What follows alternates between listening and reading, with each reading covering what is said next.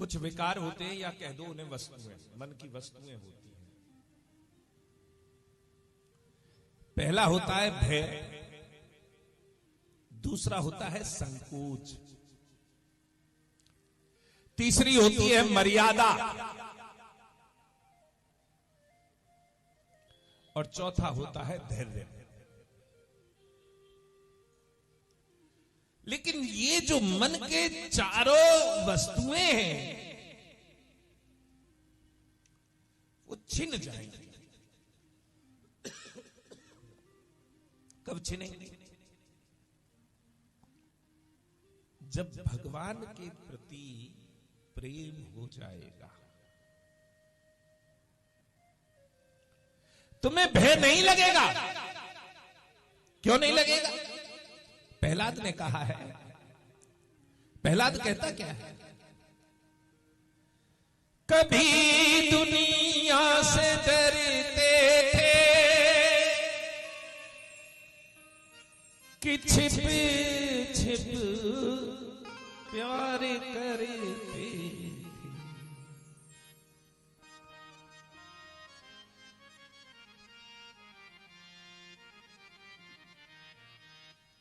इन्हीं से दिल लगा बैठे, जो होगा देखा जाएगा। इन्हें अपना बना बैठे, जो होगा देखा जाएगा। महाराज जी, मेरी आज आवाज मेरा साथ नहीं दे रही है। सुर में कहीं पर कोई त्रुटि हो तो सभी संत मुझे क्षमा करें। आज मेरा स्वर थोड़ा साथ कम दे रहा है।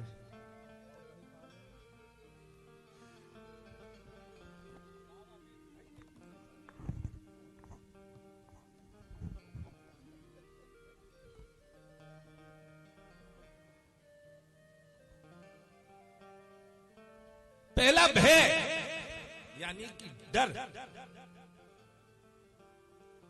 दूसरा संकोच, लोग क्या कहेंगे। तो भैया कुछ तो लोग कहेंगे, लोगों का काम है कहना, कहते रहो।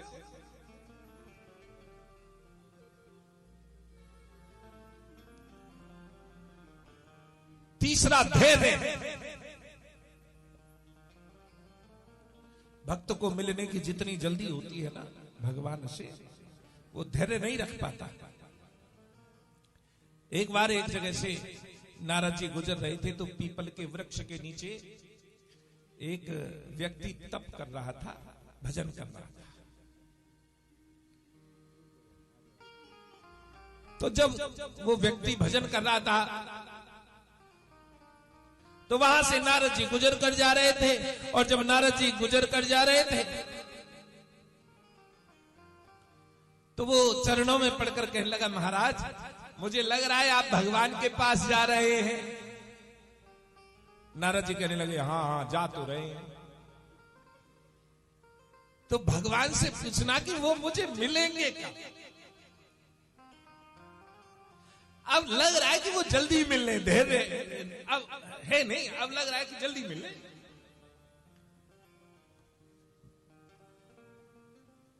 नारद जी कहने लगे, अच्छा बच्चा हम जा रहे हैं, अभी पूछ कर आते हैं कि तुम्हें भगवान मिलेंगे कब।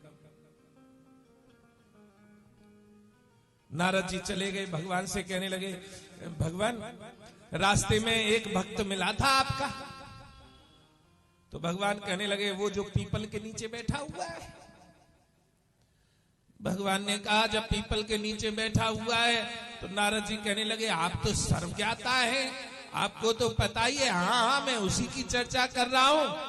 लेकिन वो पूछ रहा था कि भगवान से पूछ कर आना कि मुझे वो कब मिलेंगे।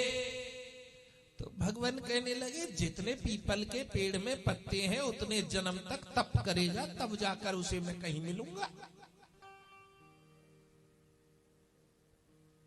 जितने पीपल के पेड़ में पत्ते हैं उतने जन्म तप करेगा जब जाकर मिलूंगा। नारद जी आए लौटकर। नारद जी उदास मन से कि कैसे कहें, भक्त का दिल टूट जाएगा। लेकिन भैया भक्त तो भक्त होता है, दीवाना होता है, मस्ताना होता है। गुरुदेव एक पंक्ति बोलते थे, शायद अब ना बोल पाऊं मैं उसे, एक बार कोशिश तो करके देख ले।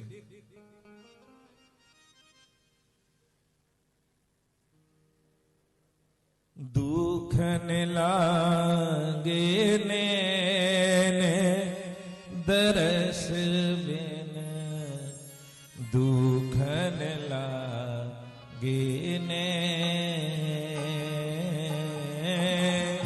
दुखन लागे नैन दरस बिन, दुखन लागे दुखन लागे नैन दरस बिन, दुखन लागे नैन, दुखन लागे नैन दरस बिन, दुखन लागे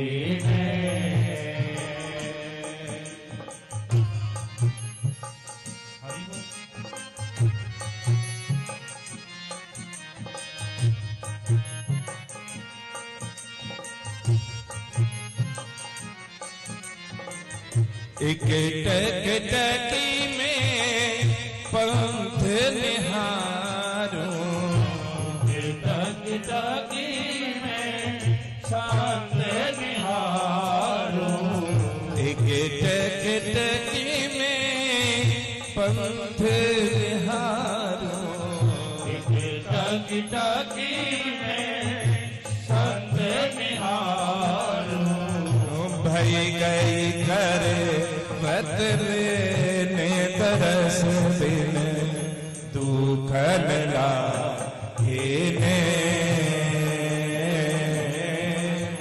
दुखन लागे नैन दरस बिन, दुखन लागे नैन, भई गई कर बदले दुखन लागे दुखन लागे नैन दरस बिन, दुखन लागे नैन, या नैन दुख रहे, भक्त को धैर्य। नारद जी आए, नारद जी आकर कहने लगे, हाँ मैं भगवान के पास से आया तो हूं, लेकिन भगवान ने क्या कहा है बताओ ना।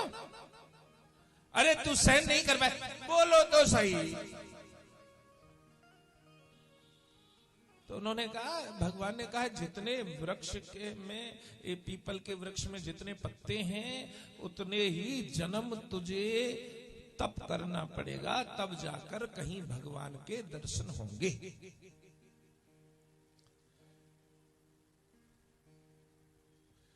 अब जब उसने बोला, नारद जी बोल रहे थे कि जितने पीपल के वृक्ष के अंदर पत्ते हैं उतने जन्म तप करेगा, तब जाकर तुझे कहीं भगवान के दर्शन होंगे। इतना सुनते ही दर्शन होंगे, बस इस शब्द को उसने अपने अंदर उतारा और जोर जोर से नाचने लगा, दर्शन जरूर होंगे, दर्शन जरूर होंगे, दर्शन जरूर होंगे। और तुरंत भगवान प्रकट हो गए। नारद जी चिंता में पड़ गए, आप तो हमें झूठा बना रहे थे, हमसे पूछवाया और पूछवाने के बाद में कह दिया यहाँ पर कि जितने पीपल के पेड़ में पत्ते हैं उतने जन्म तप करेगा। तो भगवान ने सहज ही स्वीकार किया कि जिस प्रकार से ये भजन कर रहा था, जिस प्रकार से इसकी चाल थी, उस प्रकार से तो मैं इसे उतने ही जन्मों में प्राप्त होता। लेकिन ये केवल एक बात को लेकर तन्मय हो गया, और वो तन्मय का भाव कौन सा था कि दर्शन जरूर होंगे, जरूर होंगे, जरूर होंगे। ये उन जन्मों को भूल गया और इसके जरूर होने के चक्कर में मुझे आना ही पड़ा। यानी धैर्य भी टूट जाएगा जब तुम्हारी आस्था प्रबल हो जाएगी। आस्था प्रबल होनी परम आवश्यक है। तो दूसरा है कौन सा? धैर्य। तीसरा, पहले भय, संकोच, फिर धैर्य, और चौथी है मर्यादा। मर्यादा में रहो। भगवान की पूजा करते समय मर्यादा में रहना चाहिए। संतों की सेवा करते समय मर्यादा में रहना चाहिए। लेकिन जो भक्त बन जाता है उसके अंदर मर्यादा नहीं रहती। कैसे नहीं रहती? मैं अपने आश्रम से कहूं, इतने बड़े बड़े आश्रमों के मठाधीश, जिस रामायणी के लोग दर्शन नहीं कर पाते, वो तुम्हारे मंच का संचालन कर रहा है, ये मर्यादा है?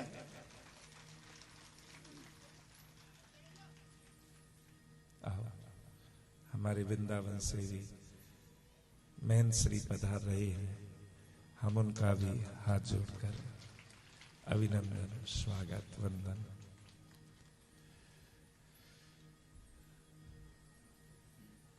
जय जय। आइए प्रभु।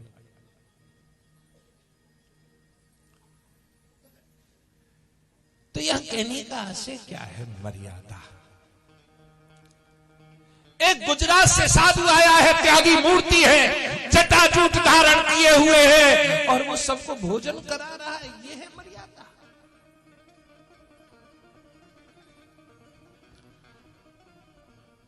हमारे परिवार का एक संत यहां बैठा है, सुबह से शाम तक कितनी बार मुझसे डांट खाता है और फिर भी सेवा करता रहता है? ये है मर्यादा। यहां मर्यादा शेष नहीं रहती।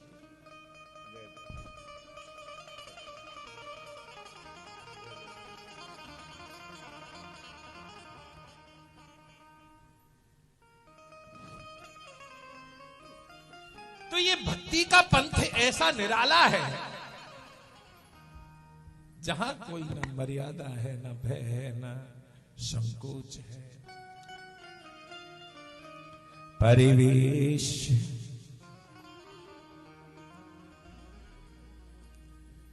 भैया, बंसी की ध्वनि सुनी तो परिवेश हो गई। उनका अपना कुछ नहीं रहा, लेकिन बंसी की ध्वनि सुनाई किन्हें दे रही है? महाराज, जिन्होंने मां जगदंबा भवानी का व्रत किया था, जिन गोपियों का चीर हरण हो चुका था। ये बंसी भी ब्रज में हर गोपी को सुनाई नहीं दी।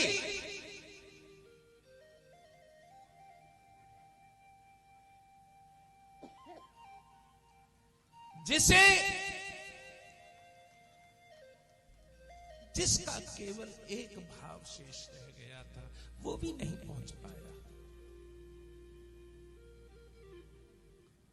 यहां केवल वही लोग पहुंच पाए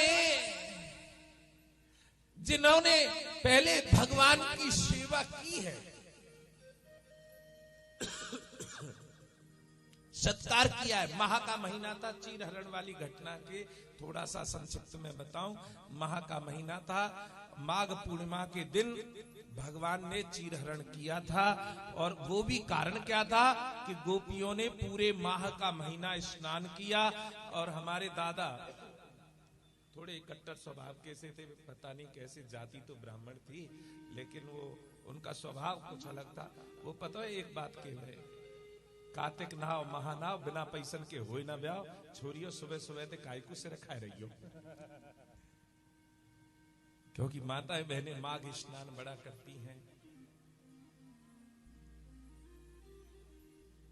तो माघ का स्नान गोपियां कर रही थीं, और जब गोपियां माघ का स्नान करती हैं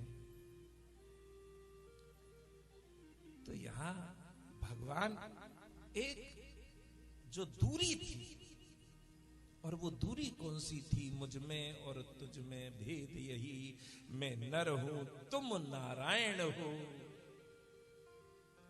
उस दूरी को समाप्त करने के लिए भगवान प्रकट हो गए और चीर हरण कर लिया है गोपियों का, और गोपियों से कह रहे हैं एक एक करके आओ और चीर अपने वस्त्र को ले जाओ। महाराज जी, चीर शब्द आया है, वस्त्र नहीं आया। भागवत जी में वस्त्र शब्द नहीं आया, वस्त्र हरण नहीं हुआ है, चीर हरण हुआ है। यानी कि गोपियों को नग्न क्यों कहा गया? आज हमारी माताओं बहनों का चीर हरण हो रहा है, वस्त्र हरण नहीं है। ये चीर क्या है? जो हमारा अंग वस्त्र होता है, चाहे किसी साधु के पास हो, चाहे किसी भक्त के पास हो, चाहे किसी माता के पास हो, वही चीर हरण है। तुम्हारा अंग वस्त्र ही तुम्हारे मायने रखता है। आपकी क्या हो गई है? आज सब माताओं बहनों का चीर हरण हो रहा है। आपने कपड़े तो पूरे पहन रखे हैं, आपने जीन्स पहन ली, टॉप पहन ली, लेकिन आपके पास अंग वस्त्र नहीं है। यदि आपके पास अंग वस्त्र नहीं है तो सोच लीजिए कि तुम्हारा चीर हरण हो चुका है। साधु के पास अचला रहता है। हमारे सभी साधु बैठे, देखो कोई ऐसा नहीं होगा जिसके पास अचला ना। कचुना हो तो स्वात ही होगी, लेकिन अचला जरूर रहेगा। तो पहले तो मैं अपने विवेक और बुद्धि के द्वारा कहना चाहता हूं कि भगवान ने चीर हरण किया है। चीर हरण यानी कि उनके जो नग्न सिर से स्नान कर रही थी, जिन्होंने अपने अंग वस्त्र को, ये अंग वस्त्र धारण करके अवश्य रहना है, अंग वस्त्र के बगैर आपको नहीं निकलना है। कोई भी माता हो, बहन हो, भाई हो, बिना अंग वस्त्र के घर से बाहर ना निकले। भगवान ने किसी की लहंगा चुन्नी ये नहीं, ये नग्न देखने के लिए उनका मन में उत्कंठा हो रही है। वो परम पिता परमेश्वर है, उसके यहां से जब मां के गर्भ से बच्चा पैदा होता है तो वो नग्न ही होता है। वो क्या देखेगा? आदि गुरु शंकराचार्य कह रहे हैं, जीव और परमात्मा एक साथ विचरण करता है। जीव जो करता है वही परमात्मा लेख करता है। तो क्या परमात्मा तुम्हें नंगा या कपड़े पहने देख नहीं रहा? क्या उसकी आंखों पर चश्मा चढ़ गया? चीर हरण हुआ था। चीर हरण का मतलब है अंग वस्त्र। अंग वस्त्र कोई भी दुपट्टा, कोई भी चुन्नी है, ये अंग वस्त्र चीर हरण है। ये मेरी बुद्धि विवेक है, मैं संत मत से नहीं कह रहा हूं, ना ही मैं किताबों के उससे कह रहा हूं। लेकिन इतना जरूर मेरा विवेक कहता है कि चीर शब्द आया, नहीं तो वस्त्र हरण होता। भागवत जी में भी वस्त्र हरण लिखा होता, लेकिन वहां वस्त्र हरण, आज भी चीर घाट है। चीर है क्या? एक संदर्भ आता है ना, महाराज जी मेरी तरफ थोड़ा सा ध्यान है, थोड़ा सा मेरी तरफ। भगवान कृष्ण की उंगली कट गई, रानियां देख रही हैं।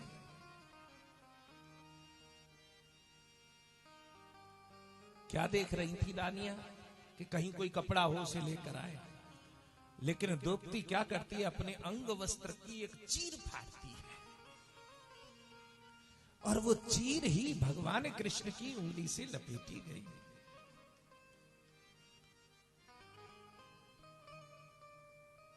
कहते हैं ना,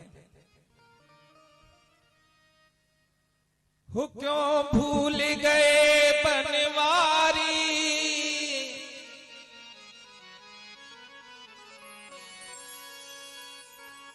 देखो हर बात को बहुत ध्यान से सुने। वैसे ही मेरा तो आज तो बुरा हाल है रो है, और महाराज जी हमारे हंसी उड़ा रहे, हमारी बगल में बैठ के और खाए ले, तो भैया कहा करें। अब प्रसादी मिल रही है, वादिये छोड़ दे तो फिर आदमी जीवे को कैसे। आप लोग कहां कहां कब कब मिलोगे, आप लोगन की प्रसादी मिल रही है, ये कम है महाराज, छोड़ दे भाई, हम नहीं छोड़ेंगे, चाहे कछु है जा। हो क्यों भूल गए बनवारी, जब कटी थी उंगली तुम्हारी, क्यों भूल गए बनवारी, जब कटी थी उंगली तुम्हारी। हाय मैंने रेशम, हाय मैंने रेशम, हाय मैंने रेशम साड़ी फाड़ी, आ जाओ कृष्ण मुरारी। हाय मेरे रेशम साड़ी फाड़ी, ले आ जाओ कृष्ण मुरारी। आ जाओ कृष्ण मुरारी, आ जाओ कृष्ण मुरारी, आ जाओ कृष्ण मुरारी, आ जाओ कृष्ण मुरारी। आए असुवन से, असुवन से साड़ी लिया, जाओ कृष्ण मुरारी। आए असुवन से साड़ी ले आ जाओ कृष्ण मुरारी। आ जाओ कृष्ण मुरारी, आ जाओ कृष्ण मुरारी, आ जाओ कृष्ण मुरारी, आ जाओ कृष्ण मुरारी। आए असुवन से, आए असुवन से साड़ी ले आ जाओ कृष्ण मुरारी। आए असुवन से भी गए साड़ी ले आ जाओ कृष्ण मुरारी।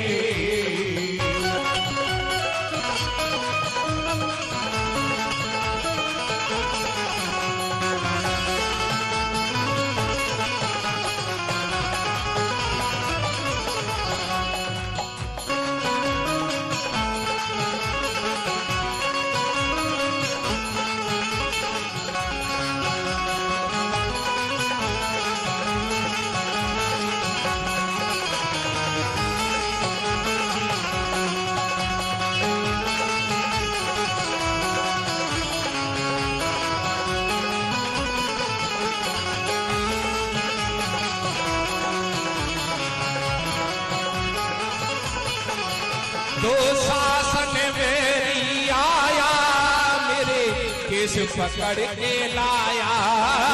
शासन मेरी आया, मेरे किस पकड़ के लाया। दो शासन मेरी आया, मेरे केस पकड़ के लाया। दो शासन मेरी आया, मेरे किस पकड़ के लाया। खेची साड़ी दिया, जाओ कृष्ण मुरारी।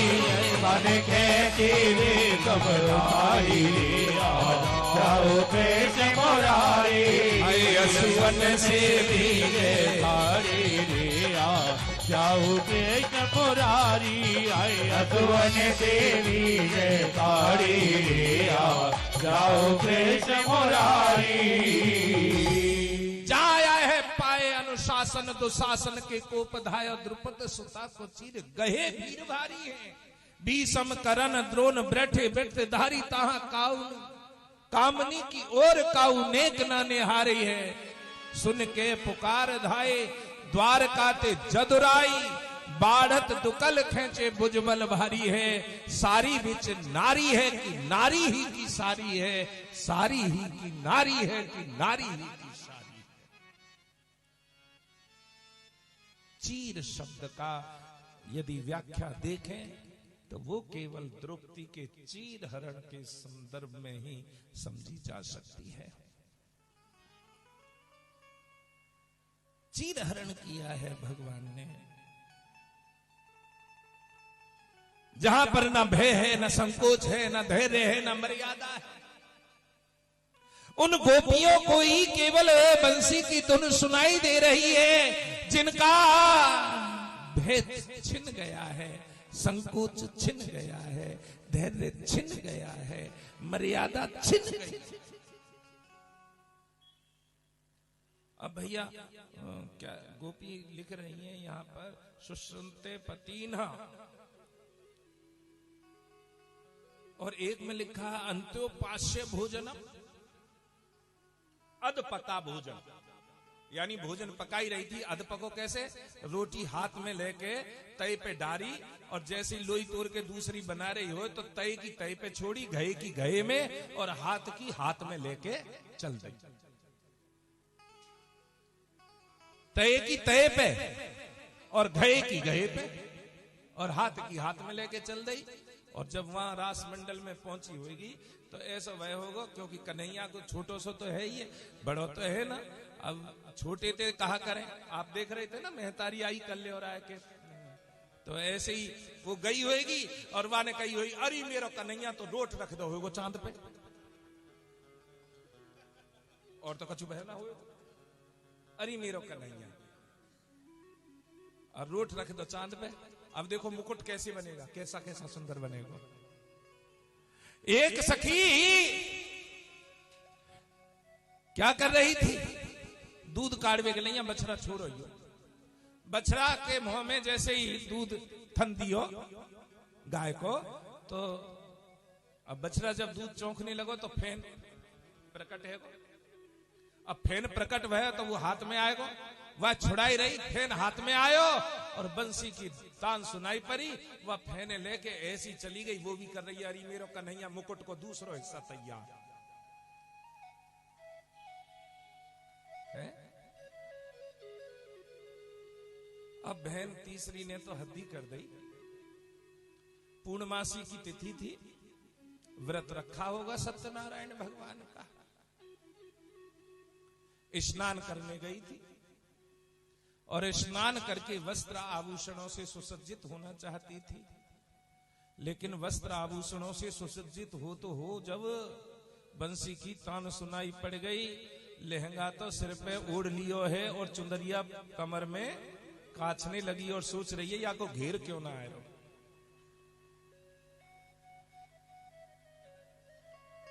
एक सखी काजल लगा रही, और जब काजल लगा रही तो काजल तो लगा रही आंखन में, महाराज बंसी की तान सुनाई पड़ी और होठन पे लगावे लग गई। आंख को काजल लग रहा, होठन पे। ये प्रेम की व्यथा है। इस रास को आप ऐसे, बहुत से लोग कहते हैं, अरे ओ रास, वाने इतनी गोपियों के साथ में रास रचाया, वाने ऐसो करो, वाने वैसो करो। जब तक तुम उसके समीप नहीं जाओगे तब तक उसके बारे में सही जानकारी नहीं ले सकते। यदि आप किसी व्यक्ति के व्यक्तित्व की जानकारी लेना चाहते हो, ये बाबा जी पागल नहीं है जो वाके पीछे बावड़े भय डोल रहे। कारण क्या है, ये बाबा जी क्यों बने? क्योंकि इन्होंने उसके सही व्यक्तित्व की जानकारी ली है, और जब तुम सही व्यक्तित्व की जानकारी लोगे तो तुम्हारा प्रेम अनायास ही हो जाएगा, तुम्हें किसी की सहायता की आवश्यकता नहीं पड़ेगी, किसी बिचौलिया की आवश्यकता नहीं पड़ेगी।